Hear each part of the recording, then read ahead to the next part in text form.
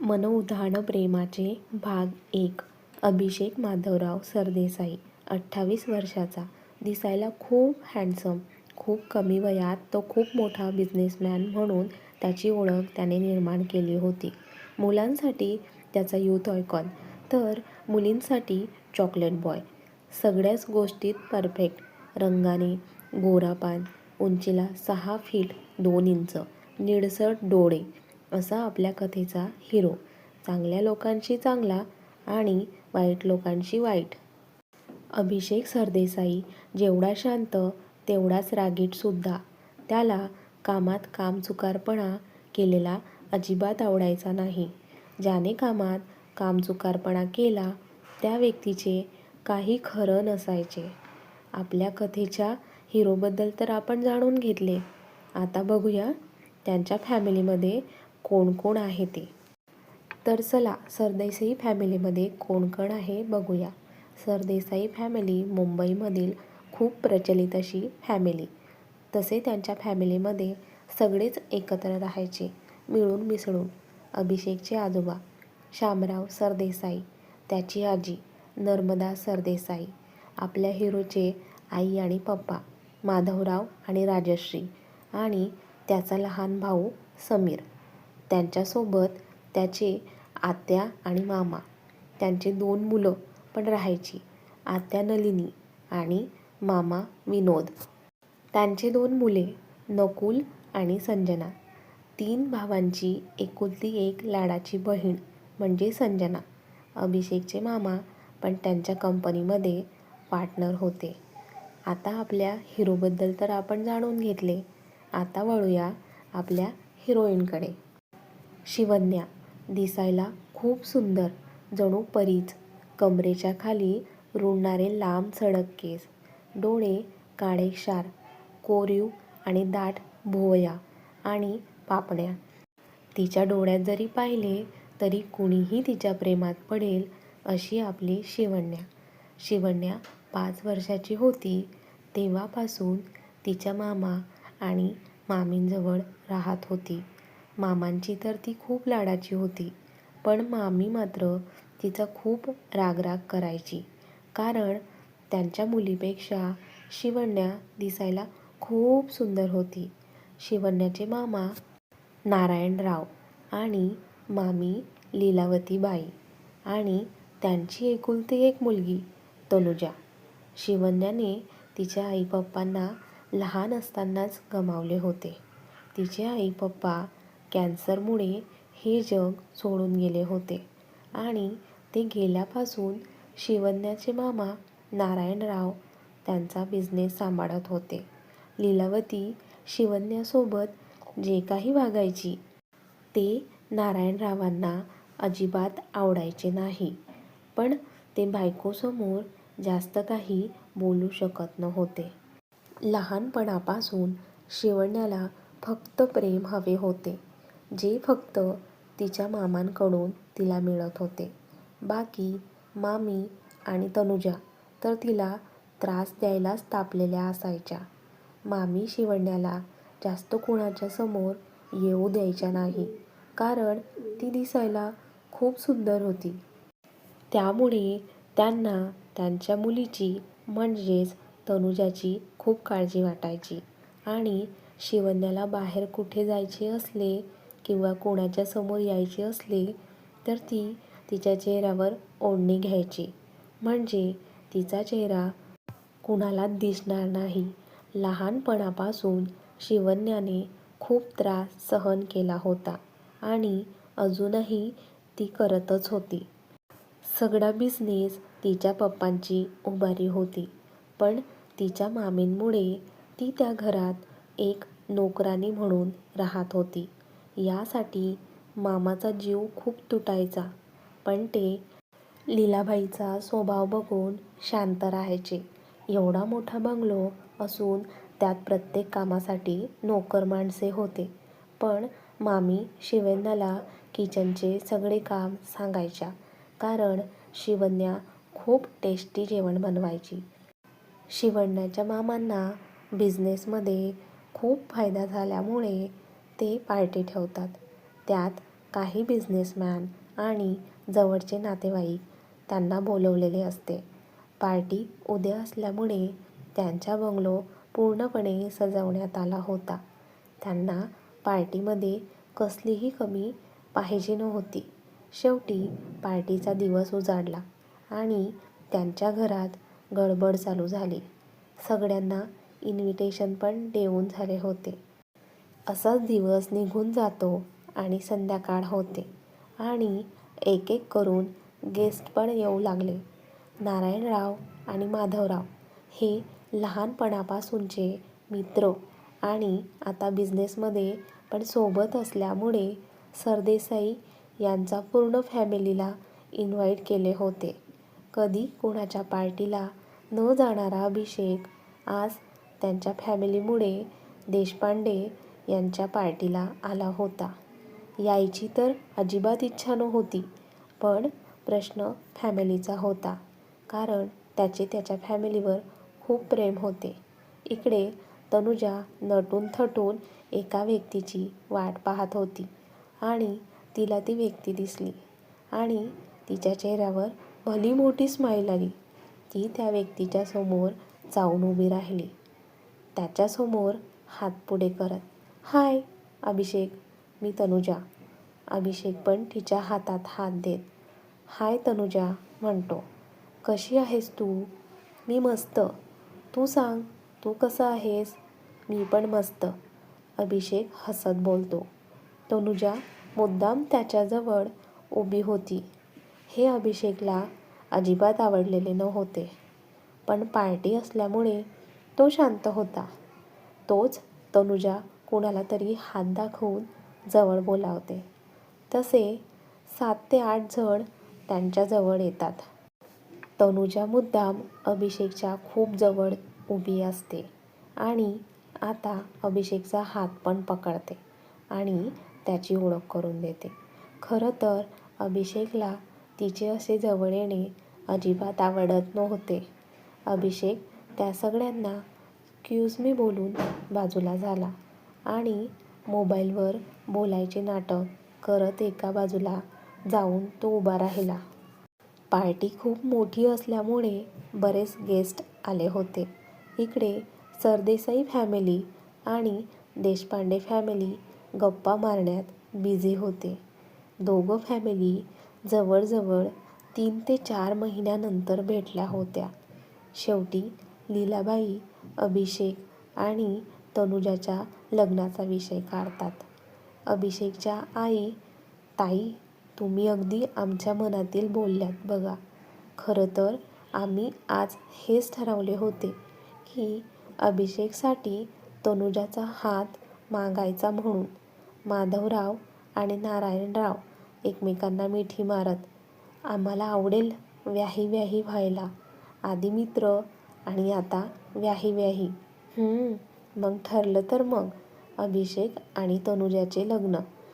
आणि ते हसतच एकमेकांचे हात हातात घेतात. खूप हॅपी होत्या दोघं फॅमिली. पार्टी असल्यामुळे मामींनी शिवण्याला रूममध्ये बंद करून ठेवले होते. त्यांना काळजी वाटत होती, अभिषेकने जर शिवण्याला पाहिले आणि ती त्याला आवडली तर. मामींना काहीही करून तनुजा आणि अभिषेकचे लग्न व्हावे असेच वाटत होते. असेच गप्पा मारत सगळे पार्टी एन्जॉय करतात. पार्टी झाल्यानंतर सरदेसाई फॅमिली देशपांडे फॅमिलीचा निरोप घेते आणि घरी जायला निघते. मामी तर खूप आनंदी होत्या तनुजा आणि अभिषेकला पार्टीसोबत बघून. कारण शेवटी त्यांना जे पाहिजे होतं तेच झालं होतं. इकडे सरदेसाई फॅमिली घरी येताच अभिषेकचे पप्पा सगळ्यांना हॉलमध्ये बोलावून तनुजाबद्दल सांगतात. त्यांचे बोलणे ऐकून अभिषेक गोंधळून त्याच्या पप्पांकडे पाहतो. त्याचे पप्पा अभिषेकच्या जवळ येऊन त्याचा हात हातात घेतात.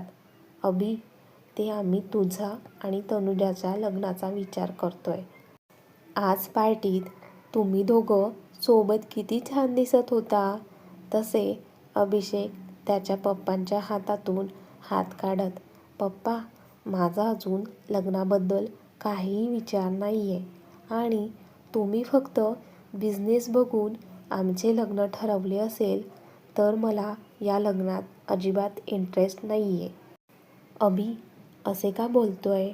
आपण दोन्ही फॅमिली एक झालोत तर फायदा आपलाच आहे. तुम्ही तुमच्या फायद्यासाठी मला लग्नबंधनात का अडवत आहात? त्याला घरातील समजावत होते. पण अभिषेक शांत उभा होता, काहीही बोलत नव्हता. शेवटी तो एक दीर्घ श्वास घेतो आणि सगळ्यांवरून नजर फिरवत, मी विचार करून सांगतो तुम्हाला, आणि त्याच्या रूममध्ये निघून जातो. घरातील बाकी सगळे पण काही न बोलता आपापल्या रूममध्ये निघून जातात. असेच 2-3 दिवस निघून जातात. या 2-3 दिवसात अभिच्या आई पप्पांनी त्याला खूप समजावले होते आणि तो पण नाईलाजाने हो म्हटला होता, कारण तो त्याच्या आई पप्पांना नाराज बघू शकत नव्हता. तसे त्याच्या फॅमिलीवर त्याचे खूप प्रेम होते. त्याचा होकार ऐकून अभिच्या पप्पांनी देशपांडे फॅमिलीला कळवले, आम्ही या शनिवारी तुमच्याकडे येऊ म्हणून.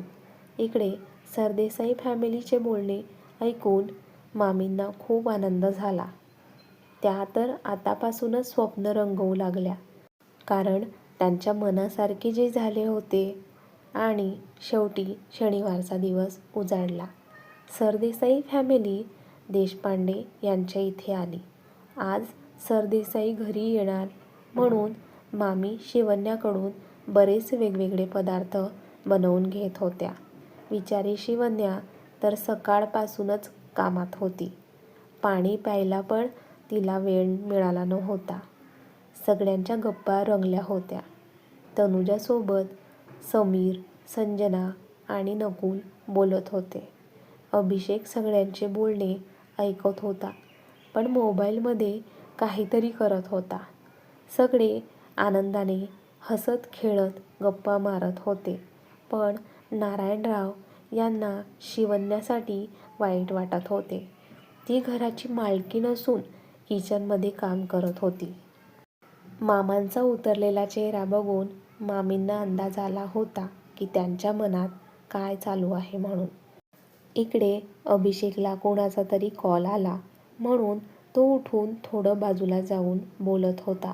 तेव्हाच शिवण्या स्टोअर रूममधून काही सामान घेण्यासाठी किचनमधून बाहेर पडली. आज तिने चेहऱ्यावर ओढणी न घेता तोंडाला मास्क लावला होता. किचनमध्ये बराच वेळ असल्यामुळे तिचा चेहरा ऑइली झाला होता. मास्क लावल्यामुळे तिच्या त्या कोरीव भुवया आणि दाट पापण्या छान दिसत होत्या आणि अभिषेकचे बोलता बोलता तिच्याकडे लक्ष गेले आणि तो तिच्याकडे भान हरपल्यासारखा पाहू लागला, कारण तिचे डोळे खूप बोलके दिसत होते. अभिषेक तर तिला पाहण्यात एवढा गुंग होता की फोनवर बोलतोय हे पण विसरून गेला होता. ती मात्र स्टोअर रूमच्या आत निघून गेली. तोच अभिषेकच्या पप्पांनी त्याला आवाज दिला, अभि, तिकडे काय करतोय? इकडे ये. त्या आवाजाने अभिषेक भानावर आला. हो, आलोच. आणि तो पुन्हा वळून त्याने स्टोअर रूमकडे पाहिले, पण शिवण्या अजून बाहेर आली नव्हती. तोच त्याच्या पप्पांनी पुन्हा आवाज दिला, अभिषेक. आणि अभिषेक तिकडे जायला निघाला.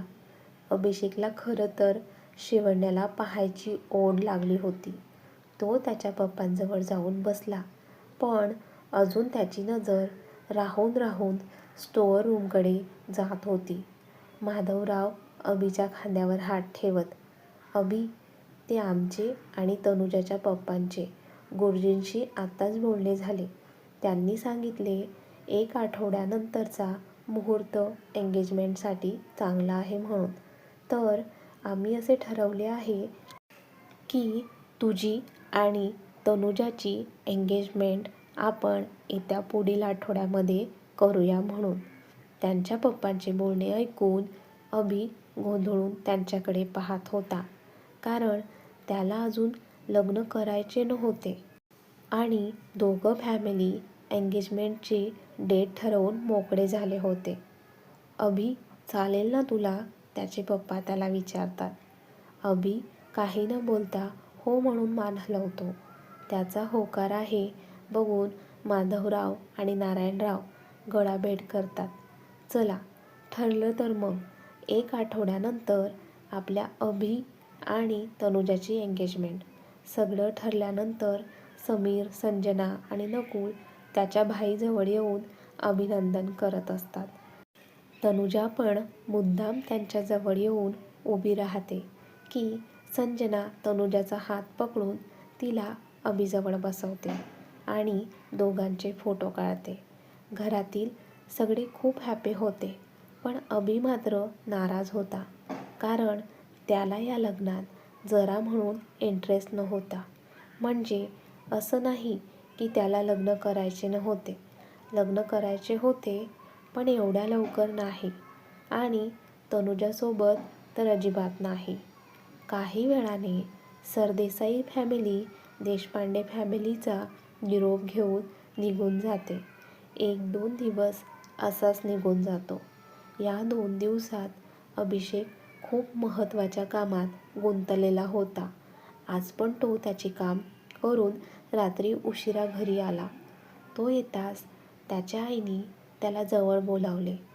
तो पण त्याच्या आईजवळ जाऊन बसला. दोघं शांत होते, काही बोलत नव्हते, कारण ते खूप दिवसानंतर तो आणि त्याची आई असे बसले होते. तो सोफ्यावर आडवा झाला आणि त्याच्या आईच्या मांडीवर डोकं टेकवले. आई पण त्याच्या केसांवरून प्रेमाने हात फिरवत होत्या. काय झाले अभि, दमलास का? तो एवढंच बोलतो. ते अभि, उद्या तनुजा येणार आहे. तनुजाचे नाव ऐकून त्याच्या कपाळावर आठ्या पडल्या. काय झाले बाळा, तुझी आणि तनुजाचे लग्न होणार आहे तर तू हॅपी नाही आहे का? आई, माझा हॅपी असण्याचा आणि नसण्याचा कुणाला काही फरक पडतोय का? तो उठून बसत बोलतो. अभि, असे का बोलत आहेस? आई त्याच्यावर आवाज चढवून बोलतात. आई, आवाज चढवून काहीही होणार आहे का? मग काय व्हावे असे तुला वाटते? तुला तनुजासोबत लग्न नाही करायची का? तुझ्या मनात कोणी दुसरी मुलगी आहे का? आई असे बोलताच त्याला शिवण्याचा मास्क घातलेला चेहरा आठवतो. त्याला तर तिच्याबद्दल काहीही माहिती नव्हते. तिचे नाव काय आहे, ती कोण आहे, ती तनुजाच्या घरात काय करते, पण त्याला तिचा मास्क घातलेला चेहरा आठवतो. ते काळेक्षार डोळे, कोरीव भुवया आणि दाट पापण्या. कोण होती ती? हाच प्रश्न त्याच्या मनात आता फिरत होता. त्याला असे विचारात बघून आई त्याचा हात हातात घेत, बाळा, कसला एवढा विचार करतोय? तो विचारांमधून बाहेर येत, नाही, कसलं नाही, पण मनात अजून त्याच मुलीबद्दल विचार करणे सुरू होते. बाळा, थांबशील ना उद्या घरी? आई पुन्हा विचारतात. तो एवढंच बोलून त्याच्या रूममध्ये निघून जातो. आई मात्र त्याच्या पाठमोऱ्या आकृतीकडे पाहत विचार करत होत्या. इकडे अभि रूममध्ये येताच बाथरूममध्ये गेला आणि फ्रेश होऊन बेडवर आडवा झाला. जसे डोळे बंद केले तसे त्या मुलीचे काळेक्षार डोळे पुन्हा त्याला आठवले. तो डोळे उघडून, का हे डोळे सारखे सारखे मला दिसत आहे? तो विचार करत, का मी सारखा सारखा तिचा विचार करत आहे? तो विचार करत कधी झोपेच्या स्वाधीन होतो त्याला पण कळत नाही. सकाळी त्याला जाग आली आणि त्याला आठवले तनुजा येणार आहे. आईंनी सांगितल्याप्रमाणे त्याला ऑफिसला जायचे नाहीये. तो फ्रेश होऊन बाहेर आला आणि लॅपटॉप घेऊन स्टडी रूममध्ये गेला. त्याच्या आईसाठी तो वर्क फ्रॉम होम करणार होता. तनुजा पण सांगितलेल्या वेळेत येते. तिच्यासोबत लीलाबाई पण येतात. त्या दोघांचा पाहुणचार होतो. अभिच्या आईंनी सोन्याचे दागिने घेऊन सोनाराला घरीच बोलावले होते. त्या तनुजाच्या आवडीचे दागिने घेत होत्या. आता वेळ होती ती दोघांची रिंग सिलेक्ट करण्याची. त्या वेळेत अभि खाली येतो आणि रिंग सिलेक्ट करून पुन्हा वर निघून जातो. इकडे तनुजा आणि लीलाबाई खूप आनंदी होत्या. मुलीच्या आवडीनुसार जी खरेदी झाली होती. असेच 3-4 दिवस निघून जातात. या 3-4 दिवसात एंगेजमेंटची तयारी चालू होती. आज तनुजा आणि अभिषेकची एंगेजमेंट होती. खूप मोठ्या अशा हॉलमध्ये त्यांची रिंग सेरेमनी होती. दोघे फॅमिली बिझनेसमुळे प्रचलित होत्या. त्यामुळे सगळे बिझनेसमॅन रिंग सेरेमनीला आले होते. जवळचे लांबचे सगळे काही नातेवाईक आले होते. हॉल पूर्ण पाहुण्यांनी भरलेला होता. स्टेज पण वेगवेगळ्या फुलांनी सजवलेले होते. स्टेजच्या मधोमध A&T असे लिहिलेले होते. जेवणामध्ये पण बरेच वेगवेगळे पदार्थ ठेवलेले होते. ड्रिंकमध्ये पण खूप वेगवेगळ्या प्रकारचे ज्यूस होते. असे बरेच काय काय होते. अभिषेकने खूप सुंदर अशी शेरवानी घातलेली होती. त्यात तो कमालीचा हँडसम दिसत होता. गुरुजींनी त्याला स्टेजवर बोलावले. तसा अभिषेक स्टेजवर गेला. तोच गुरुजी तनुजाला पण स्टेजवर बोलावतात. तनुजाने सिल्वर कलरचा घागरा घातला होता. त्यात ती पण छान दिसत होती. गुरुजी तनुजाला जसे सांगत होते तशी तनुजा पूजा करत होती. अभिषेक मात्र स्टेजवरून समोर पाहत होताच की त्याचे लक्ष एका मुलीकडे गेले. ही तीच आहे का? त्या दिवशी मी हिला तनुजाच्या घरी किचनमध्ये पाहिले होते. त्या दिवशी तर ही किचनमध्ये काम करत होती. पण आज तर चांगले कपडे घालून इथे आली आहे. अभिषेकच्या मनात खूप प्रश्न होते. कारण शिवण्या आता पण चेहऱ्यावर मास्क लावून आली होती. पूर्ण चेहऱ्यावरून जाळीची ओढणी घेतलेली होती. पण त्या जाळीच्या ओढणीतून तिचे डोळे बघून अभिने तिला बरोबर ओळखले होते की ही तीच मुलगी आहे म्हणून. त्या मुलीने छान असा घागरा घातला होता. त्यात ती नाजूक बाहुली दिसत होती. पण अभिच्या मनात प्रश्न एकच होता की तिने मास्क आणि चेहरा ओढणीने का झाकून घेतला आहे म्हणून. गुरुजींनी अभिला आवाज दिला आणि तो त्याच्या विचारांमधून बाहेर आला. इकडे लीलाबाई नारायणरावांजवळ जाऊन हळूच आवाजात कुजबुजत होत्या. या अवधसेला इथे आणायची काही गरज होती का? निदान आज तरी असे बोलू नका माझ्या शिवण्याला. आणि इथे येण्याचा हक्क आहे तिला पूर्ण. तिच्या मामे बहिणीची एंगेजमेंट आहे. हो, माझ्या मुलीची एंगेजमेंट आहे. पण ही नको होती यायला. हे बघा, आपण जे काही आज इथे आहोत ना ते शिवण्याच्या आई-पप्पांमुळे. तुम्ही का त्या गोष्टी आठवण करून देतात मला? हे बघ, आज माझ्या मुलीची एंगेजमेंट आहे.